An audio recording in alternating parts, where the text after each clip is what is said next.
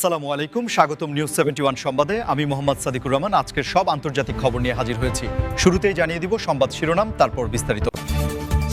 ইরানের পরমাণু ভাণ্ডার জব্দে কমান্ডো পাঠানোর ছক যুক্তরাষ্ট্র ইসরায়েলের। আমরা ট্রাম্পকে ছাড়ব না, তাকে মাশুল গুনতেই হবে ইরান। জেফ্রি এপস্টেইনকে আকাশ থেকে মাটিতে নামিয়েছিলেন যিনি। 24 ঘণ্টায় যুক্তরাষ্ট্রের 200 কুড়ো সেনা হতাহতের দাবি ইরানের। কুয়েতের আল আদিরি ঘাঁটিতে ইরানের ড্রোন ক্ষেপণাস্ত্র হামলা, ব্যাপক ক্ষয়ক্ষতির দাবি। আসসালামু আলাইকুম, স্বাগতম জানাচ্ছি নিউজ 71 সংবাদে। আমি মোহাম্মদ সাদিকুর রহমান। এতক্ষণ শুনছিলেন সংবাদ শিরোনাম, এবার বিস্তারিত। আন্তর্জাতিক ভূরাজনীতিতে বর্তমানে সবচেয়ে আলোচিত এবং উত্তেজনাকর একটি বিষয় হল ইরানের পরমাণু কর্মসূচি এবং তা নিয়ে পশ্চিমা বিশ্ব ও ইসরায়েলের কৌশলগত অবস্থান। বিশেষ করে সম্প্রতি বিভিন্ন আন্তর্জাতিক সংবাদমাধ্যমে উঠে এসেছে যে ইরানের পরমাণু ভাণ্ডার জব্দ করতে বা সেখানে নিয়ন্ত্রণ প্রতিষ্ঠা করতে যুক্তরাষ্ট্র এবং ইসরায়েল যৌথভাবে কমান্ডো পাঠানোর একটি অত্যন্ত জটিল এবং সুদূরপ্রসারী ছক কষছে, যা পুরো মধ্যপ্রাচ্যের রাজনৈতিক ও নিরাপত্তা সমীকরণকে সম্পূর্ণ বদলে দিতে পারে। আপনারা হয়তো অনেকেই জানেন যে ইরানের পরমাণু স্থাপনাগুলো সাধারণ কোনো জায়গায় অবস্থিত নয়, বরং এগুলো মাটির অনেক গভীরে, অত্যন্ত সুরক্ষিত এবং দুর্গম পাহাড়ি এলাকায় তৈরি করা হয়েছে। যেমন নাতাঞ্জ বা ফোর্দোর মতো স্থাপনাগুলো এতটাই সুরক্ষিত যে সাধারণ কোনো আকাশপথে হামলা চালিয়ে এগুলো ধ্বংস করা বা এর নিয়ন্ত্রণ নেওয়া প্রায় অসম্ভব একটি ব্যাপার। এবং ঠিক এই কারণেই সামরিক বিশেষজ্ঞরা মনে করছেন যে আকাশপথে হামলার সীমাবদ্ধতাগুলো কাটিয়ে উঠতেই হয়তো স্পেশাল ফোর্সেস বা অত্যন্ত উচ্চ প্রশিক্ষণপ্রাপ্ত কমান্ডো বাহিনী ব্যবহারের মতো বিকল্প বা ঝুঁকিপূর্ণ চিন্তাভাবনা করা হচ্ছে। তবে এই ধরনের কোনো সামরিক অভিযান পরিচালনা করাটা কেবল কৌশলগতভাবেই কঠিন নয়, বরং এর লজিস্টিক্যাল বা সরবরাহ ব্যবস্থাও অত্যন্ত জটিল। কারণ ইরানের মতো একটি বিশাল এবং সামরিক দিক থেকে প্রস্তুত দেশের ভেতরে প্রবেশ করে কোনো স্থাপনার নিয়ন্ত্রণ নেওয়া এবং সেখান থেকে নিরাপদে ফিরে আসার জন্য যে পরিমাণ গোয়েন্দা তথ্য, স্যাটেলাইট মনিটরিং এবং প্রযুক্তির প্রয়োজন তা কেবল গুটি কয়েক উন্নত দেশের কাছেই রয়েছে। এই ধরনের খবরের সত্যতা বা বাস্তবায়নের সম্ভাবনা নিয়ে আন্তর্জাতিক সম্পর্ক বিশ্লেষকরা বেশ কয়েকটি ভাগে বিভক্ত। কারণ অনেকেই মনে করছেন এটি হয়তো একটি মনস্তাত্ত্বিক চাপ বা সাইকোলজিক্যাল ওয়ারফেয়ারের অংশ, যার মূল উদ্দেশ্য হল ইরানকে আলোচনার টেবিলে বাধ্য করা অথবা তাদের পরমাণু সমৃদ্ধকরণের মাত্রা কমিয়ে আনতে এক ধরনের পরোক্ষ হুমকি দেওয়া, যাতে করে কোনো সরাসরি সংঘাত ছাড়াই একটি কূটনৈতিক সমাধান বের করা যায়। অন্যদিকে এই ধরনের কোনো কমান্ডো অভিযান যদি সত্যিই চালানো হয় তবে তার প্রতিক্রিয়া হবে অত্যন্ত সুদূরপ্রসারী। যুক্তরাষ্ট্রের সাবেক প্রেসিডেন্ট ডোনাল্ড ট্রাম্পকে নিয়ে ইরানের সাম্প্রতিক মন্তব্য আন্তর্জাতিক রাজনৈতিক অঙ্গনে নতুন করে তুমুল আলোচনার জন্ম দিয়েছে। কারণ ইরান অত্যন্ত কঠোর ভাষায় ঘোষণা করেছে যে তারা ট্রাম্পকে কোনোভাবেই ছাড়বে না এবং তাকে তার অতীত কর্মকাণ্ডের জন্য অবশ্যই চড়া মাশুল গুনতে হবে, যা মূলত দুই দেশের মধ্যে চলা দীর্ঘদিনের ঐতিহাসিক বৈরিতা এবং কূটনৈতিক টানাপোড়েনের একটি নতুন অধ্যায় হিসেবে বিবেচিত হচ্ছে। এই উত্তেজনার পেছনের প্রেক্ষাপট বিশ্লেষণ করলে দেখা যায়, ডোনাল্ড ট্রাম্প যখন হোয়াইট হাউসের দায়িত্বে ছিলেন তখন তার প্রশাসন ইরানের উপর সর্বোচ্চ চাপ বা ম্যাক্সিমাম প্রেশার পলিসি প্রয়োগ করেছিল, যার অধীনে 2015 সালের ঐতিহাসিক পরমাণু চুক্তি থেকে যুক্তরাষ্ট্রকে এককভাবে সরিয়ে নেওয়া হয় এবং ইরানের অর্থনীতিকে পঙ্গু করে দেওয়ার লক্ষ্যে একের পর এক কঠোর অর্থনৈতিক নিষেধাজ্ঞা আরোপ করা হয়, যা ইরানের সাধারণ মানুষের জীবনযাত্রা থেকে শুরু করে আন্তর্জাতিক বাণিজ্যে ব্যাপক নেতিবাচক প্রভাব ফেলেছিল। তবে ইরানের এই সাম্প্রতিক ক্ষোভের সবচেয়ে বড় কারণটি নিহিত রয়েছে 2020 সালের জানুয়ারিতে ইরাকের বাগদাবে সংঘটিত সেই হাই প্রোফাইল ঘটনার মধ্যে, যেখানে ডোনাল্ড ট্রাম্পের সরাসরি নির্দেশে একটি ড্রোন হামলায় ইরানের সবচেয়ে প্রভাবশালী সামরিক কর্মকর্তা এবং কৌশলগত রূপকারকে পৃথিবী থেকে সরিয়ে দেওয়া হয়েছিল,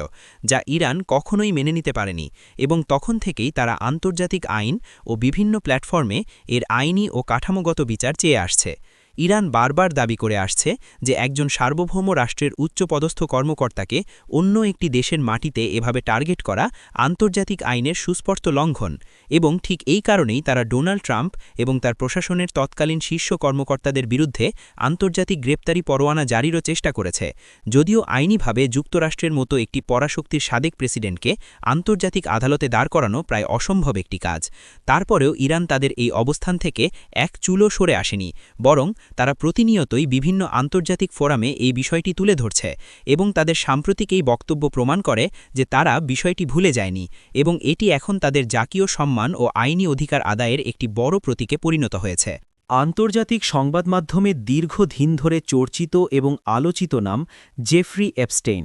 যিনি একসময় ক্ষমতার শীর্ষ মহলে বিচরণ করতেন এবং যার সাথে বিশ্বের অনেক ক্ষমতাধর রাজনৈতিক নেতা, বিলিয়নিয়ার এবং সেলিব্রিটিদের অত্যন্ত ঘনিষ্ঠ যোগাযোগ ছিল, তাকে কিভাবে আকাশ থেকে মাটিকে নামিয়ে আনা হলো বা আইনের আওতায় আনা হলো, সেই গল্পটি যে কোনো সিনেমা বা থ্রিলারকেও হার মানায় এবং এটি মূলত অনুসন্ধানী সাংবাদিকতা ও আইনি ব্যবস্থার এক অনন্য বিজয়ের দৃষ্টান্ত। জেফ্রি এপস্টেইন এমন একজন ব্যক্তি ছিলেন যিনি তার বিপুল অর্থবিত্ত এবং ক্ষমতার প্রভাব খাটিয়ে দীর্ঘদিন ধরে নিজেকে আইনের ধরাছোঁয়ার বাইরে রাখতে সক্ষম হয়েছিলেন, কিন্তু বেশ কয়েকজন অকুতোভয় অনুসন্ধানী সাংবাদিক এবং নিবেদিতপ্রাণ আইন প্রয়োগকারী কর্মকর্তার বছরের পর বছর ধরে চালানো নীরব এবং সূক্ষ্ম তদন্তের ফলেই শেষ পর্যন্ত তার এই বিশাল সাম্রাজ্যের পতন ঘটে। এই তদন্ত প্রক্রিয়ার সবচেয়ে গুরুত্বপূর্ণ অংশটি ছিল এপস্টেইনের অর্থের উৎস, তার বিভিন্ন ট্রাস্ট ফান্ডের লেনদেন এবং সবচেয়ে উল্লেখযোগ্যভাবে তার প্রাইভেট জেটের ফ্লাইট লগ বা উড্ডয়নের রেকর্ডগুলো অত্যন্ত নিখুঁতভাবে ট্র্যাক করা, যেখান থেকে তদন্তকারীরা বুঝতে পেরেছিলেন যে তিনি কাদের সাথে কোথায় যাতায়াত করছেন এবং তার এই বিপুল সম্পদের পেছনে কোনো অস্বচ্ছ বা বেআইনি কার্যক্রম লুকিয়ে আছে কিনা। প্রথম দিকে মেইনস্ট্রিম মিডিয়া বা বড় বড় সংবাদ মাধ্যমগুলো এই প্রভাবশালী ব্যক্তির বিরুদ্ধে কোনো খবর প্রকাশ করতে ভয় পেত বা প্রভাবশালীদের চাপে পিছিয়ে যেত, কিন্তু ফ্লোরিডার স্থানীয় একজন সাংবাদিকের ধারাবাহিক প্রতিবেদন এবং পরবর্তীতে বেশ কিছু ভুক্তভোগীর সাহসিকতার সাথে মুখ খোলার কারণে পুরো বিষয়টি একটি জাতীয় এবং পরে আন্তর্জাতিক ইস্যুতে পরিণত হয়।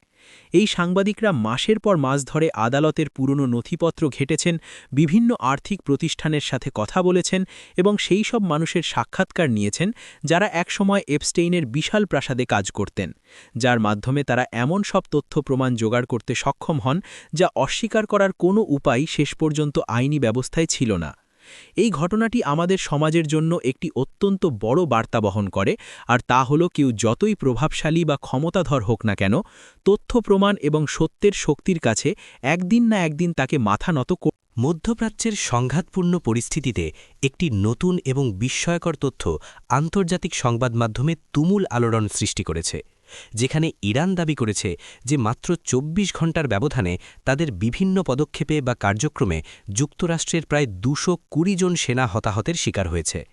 যা সামরিক এবং কূটনৈতিক মহলে ব্যাপক আলোচনার জন্ম দিলেও এই দাবির সত্যতা বা যৌক্তিকতা নিয়ে নিরপেক্ষ বিশ্লেষক এবং আন্তর্জাতিক মিডিয়াগুলো বেশ গভীর সন্দিহান। আধুনিক যুদ্ধবিদ্যা বা ইনফরমেশন ওয়ারফেয়ারে একটি অত্যন্ত সাধারণ কৌশল হল প্রতিপক্ষের উপর মনস্তাত্ত্বিক চাপ সৃষ্টি করা এবং নিজেদের দেশের সাধারণ মানুষের মনোবল চাঙা রাখার জন্য অনেক সময় বিভিন্ন পরিসংখ্যানকে অতিরঞ্জিত করে প্রচার করা হয়, এবং সামরিক বিশেষজ্ঞরা মনে করছেন ইরানের এই বিশাল সংখ্যার হতাহতের দাবিটিও সম্ভবত সেই তথ্যযুদ্ধের বা প্রোপাগান্ডারই একটি অংশ হতে পারে, কারণ যুক্তরাষ্ট্রের মতো একটি উন্নত এবং প্রযুক্তিগতভাবে সমৃদ্ধ সেনাবাহিনীর এত বড় সংখ্যক সেনা যদি সত্যি মাত্র একদিনে হতাহত হতো, তবে তা কোনোভাবেই বিশ্ব মিডিয়া বা পেন্টাগনের নজর এড়িয়ে যেতে পারত না। যুক্তরাষ্ট্রের সামরিক বাহিনীর একটি নিজস্ব স্বচ্ছতার নীতি রয়েছে, যেখানে কোনো সেনা সদস্য সামান্য আহত হলেও বা কোনো দুর্ঘটনায় পড়লেও তা আনুষ্ঠানিকভাবে তাদের পরিবারকে এবং পরবর্তীতে গণমাধ্যমকে জানানো হয়। কিন্তু এই নির্দিষ্ট দাবির প্রেক্ষিতে যুক্তরাষ্ট্রের প্রতিরক্ষা দপ্তর বা পেন্টাগন থেকে এখন পর্যন্ত কোনো ধরনের আনুষ্ঠানিক স্বীকৃতি বা বড় কোনো সামরিক দুর্ঘটনার খবর নিশ্চিত করা হয়নি, যা ইরানের এই দাবিকে আরও বেশি প্রশ্নবিদ্ধ করে তুলেছে। তবে এই ধরনের খবরগুলো যখন রাষ্ট্রীয় সম্প্রচার মাধ্যমে প্রচার করা হয়, তখন তার একটি অভ্যন্তরীণ রাজনৈতিক উদ্দেশ্য থাকে, বিশেষ করে যখন কোনো দেশ আন্তর্জাতিকভাবে ব্যাপক চাপে থাকে বা দেশের ভেতরে অর্থনৈতিক ও রাজনৈতিক অস্থিরতা থাকে, তখন বাইরের কোনো শত্রুর বিরুদ্ধে বড় ধরনের সফলতার গল্প প্রচার করে জনগণকে ঐক্যবদ্ধ রাখার একটি চেষ্টা করা হয়। অন্যদিকে এই ধরনের দাবিগুলো আন্তর্জাতিক কূটনীতিতেও এক ধরনের ভুল বোঝাবুঝি বা অকারণে উত্তেজনা বৃদ্ধির কারণ হতে পারে, কারণ একটি ভুল তথ্য বা আনভেরিফাইড পরিসংখ্যান অনেক সময় এমন সব সিদ্ধান্ত নিতে বাধ্য করে যা হয়তো একটি বড় ধরনের সংঘাতের দিকে মোড় নিতে পারে। কুয়েতের আলাদিরি সামরিক ঘাঁটিতে ইরানের ড্রোন এবং ক্ষেপণাস্ত্র হামলার খবরটি মধ্যপ্রাচ্যের বর্তমান নিরাপত্তা পরিস্থিতিকে আরও একটি নতুন এবং জটিল স্তরে নিয়ে গেছে, কারণ ইরান দাবি করেছে যে তাদের এই হামলায় ওই ঘাঁটির ব্যাপক ক্ষয়ক্ষতি হয়েছে, যা ওই অঞ্চলে অবস্থানরত মার্কিন ও মিত্র বাহিনীর জন্য একটি সরাসরি এবং সুস্পষ্ট সতর্কবার্তা হিসেবে দেখা হচ্ছে। কুয়েত ভৌগোলিকভাবে এমন একটি জায়গায় অবস্থিত যা পারস্য উপসাগরীয় অঞ্চলে পশ্চিমা সামরিক লজিস্টিক্স এবং গোয়েন্দা নজরদারির জন্য অত্যন্ত গুরুত্বপূর্ণ একটি কেন্দ্র হিসেবে কাজ করে, এবং সেখানে এমন একটি অত্যাধুনিক ঘাঁটিতে ড্রোন বা মিসাইল হামলা চালানোটা প্রমাণ করে যে আধুনিক ড্রোন প্রযুক্তি এখন কতটা উন্নত এবং নির্ভুল হয়েছে যে তা শত শত কিলোমিটার দূর থেকেও সুনির্দিষ্ট লক্ষ্যবস্তুতে আঘাত হানতে সক্ষম। আপনারা যারা সামরিক প্রযুক্তি নিয়ে খোঁজখবর রাখেন তারা নিশ্চয়ই জানেন যে বর্তমান যুগে বড় বড় যুদ্ধবিমানের চেয়ে এই ধরনের আনম্যান্ড এরিয়াল ভেহিকল বা ড্রোনগুলো অনেক বেশি কার্যকর এবং সাশ্রয়ী হয়ে উঠেছে, কারণ এগুলো খুব সহজেই শত্রুর রাডার ফাঁকে দিয়ে অনেক নিচ দিয়ে উড়ে গিয়ে লক্ষ্যবস্তুতে আঘাত করতে পারে, যা ঠেকাতে প্যাট্রিয়ট বা আয়রন ডোমের মতো অত্যন্ত দামি এবং উন্নত আকাশ প্রতিরক্ষা ব্যবস্থাগুলো অনেক সময় হিমশিম খেয়ে যায়। এই হামলার পর কুয়েত সরকার, যুক্তরাষ্ট্র এবং অন্যান্য উপসাগরীয় দেশগুলো তাদের নিরাপত্তা ব্যবস্থা সম্পূর্ণ নতুন করে মূল্যায়ন করতে বাধ্য হচ্ছে, কারণ যদি এই ধরনের হামলা নিয়মিত ঘটতে থাকে তবে তা কেবল সামরিক বাহিনীর জন্যই নয়, বরং ওই অঞ্চলের গুরুত্বপূর্ণ তেল শোধনাগার বা অর্থনৈতিক জোনগুলোর জন্য একটি মারাত্মক হুমকি হয়ে দাঁড়াবে, যার সরাসরি প্রভাব পড়বে বিশ্বব্যাপী জ্বালানি তেলের দামের ওপর। তবে এখানে একটি বিষয় অত্যন্ত গুরুত্বপূর্ণ, আর তা হল ইরান যদিও ব্যাপক ক্ষয়ক্ষতির দাবি করেছে, স্বাধীন এবং নিরপেক্ষ স্যাটেলাইট ইমেজ বা অন্যান্য দেশের গোয়েন্দা সূত্রগুলো এখনও সেই দাবি পুরোপুরি নিশ্চিত করেনি, এবং অনেক সময় দেখা যায় যে এই ধরনের হামলাগুলো মূলত কোনো বড় ধরনের ধ্বংসযজ্ঞ চালানোর উদ্দেশ্যে নয়, বরং নিজেদের সক্ষমতা প্রদর্শন বা শো অফ ফোর্স হিসেবে করা হয়, যাতে প্রতিপক্ষ বুঝতে পারে যে তাদের যে কোনো ঘাঁটিতে আঘাত হানার মতো প্রযুক্তিগত দক্ষতা আক্রমণকারীর রয়েছে।